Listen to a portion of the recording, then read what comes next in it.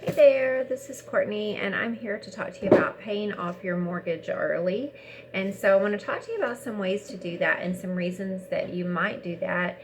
And also, I want to talk to you about something funny that happened that ended up saving me quite a bit of money. So let's talk about whether or not to pay off your mortgage early and how to do that.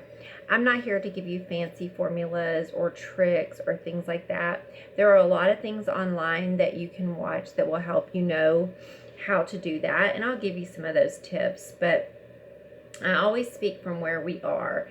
Now, if you watch my videos, you know that we are out of consumer debt. We have no consumer debt, and we're pretty much at a place where when we buy things, I say use cash, I mean not credit. So if we in the past few years, in the past 3 years, we got married in January. We have not purchased anything that we will buy things for our business on credit, pay that off monthly, but we don't like buy cars on credit or anything like that. We haven't, and I want to say my car is 3.5 years old. That's the last thing that I purchased on credit. I have a business credit card, so does my husband, but those get paid off monthly. So we're at the point, and I'm 48 or will be 48. My husband is 60, and we are to the point where retirement is closer for him than me. But because my husband is 12 years older than me, I want to be able to cut back and spend more time with him. And if he wants to go travel, I want to do that too. So we've got this decision to make. So we have a little bit of extra discretionary income that was going to pay bills in the past, right? So you have if you have consumer debt, you know that money's going to there. Well, when you pay that consumer debt, it's freed up. So let's say you had a car payment or you had credit card payments, and instead of moving up the ladder of the Joneses and getting more stuff, what you do is you do not increase your cost of living. You don't move up to a bigger house. You don't get a fancier car. Let me tell you, there's a lot of power in knowing you have 2 years income in the bank, your car is paid for, and you kind of quit caring so much about that little ding in your car or the fact that your car is older. It's like, yeah, but if something happened, I could go out and buy a brand new car if I needed to, but I really don't want to because I like having that money in the bank. So how does that relate to paying off your mortgage? Well, we're at this point where we put money in our retirement accounts every year, but it's based usually on what the accountant tells us we need to put on our retirement accounts to save money, because it's like you can pay the government or you can pay that money on taxes. It sort of works like that. So I'm generally putting in a couple of $1,000s to retirement every year, but I have been saving for retirement for quite some time, for about 20 years now. So I have a pretty decent retirement saved up, and my Social Security, what it shows I should get at Social Security, is very nice as well. So if I had no debt, I would make enough money in retirement to live on. Now, would there be a lot of extra? No. So I am planning on working until full retirement, at least part-time.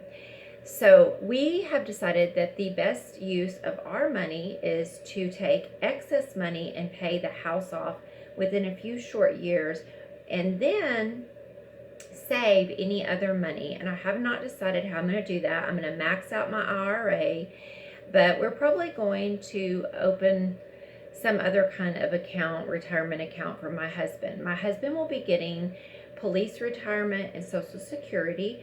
I will still be working, and we will have zero debt. The only bills we will have will be utilities, insurance, and food, gas, that kind of stuff. So very minimal living expenses.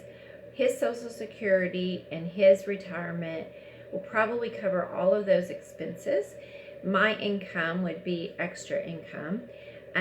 We'll probably live on that because it would be about what we bring home now. And any extra money we have, we'll put back. I called our financial advisor the other day and I asked them, well, I've called actually twice over the past 6 months. I said, okay, we have no consumer debt. We have extra money to invest. Should we pay it on the house or should we pay it in stocks? Should we buy stocks? And of course, they told me to buy stock, right?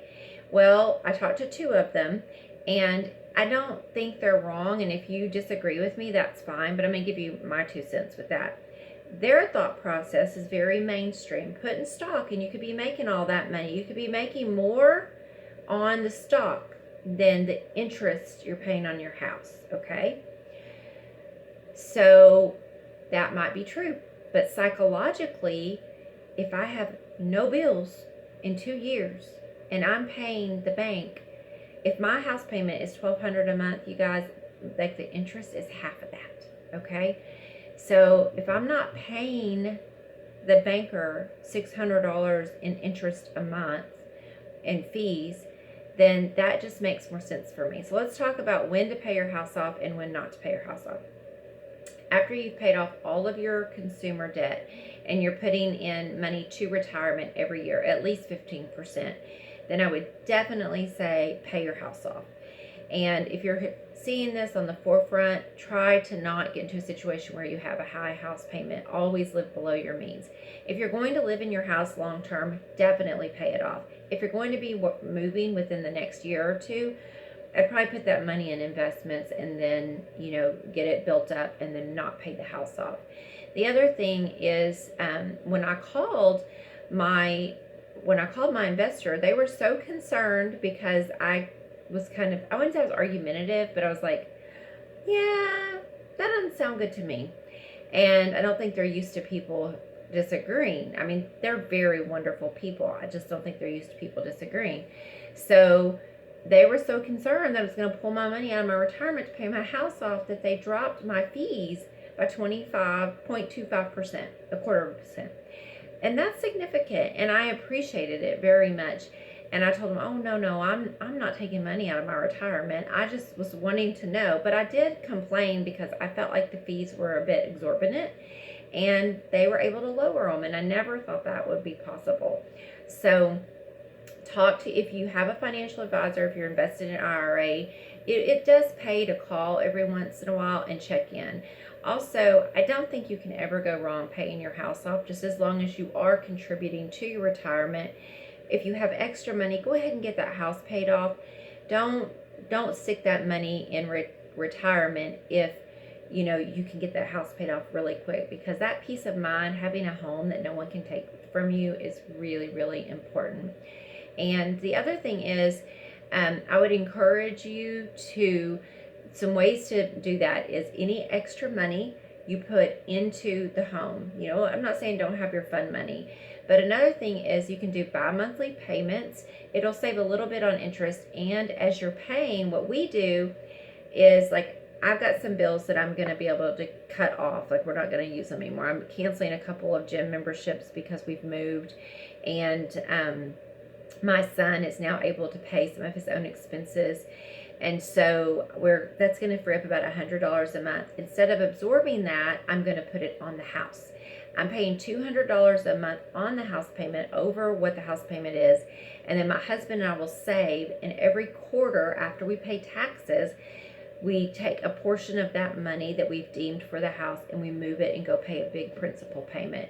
We're on track to have the house paid in 2 to 3 years if everything goes well, and that's what we're doing for peace of mind. So I encourage you to do what works for you. Thank you.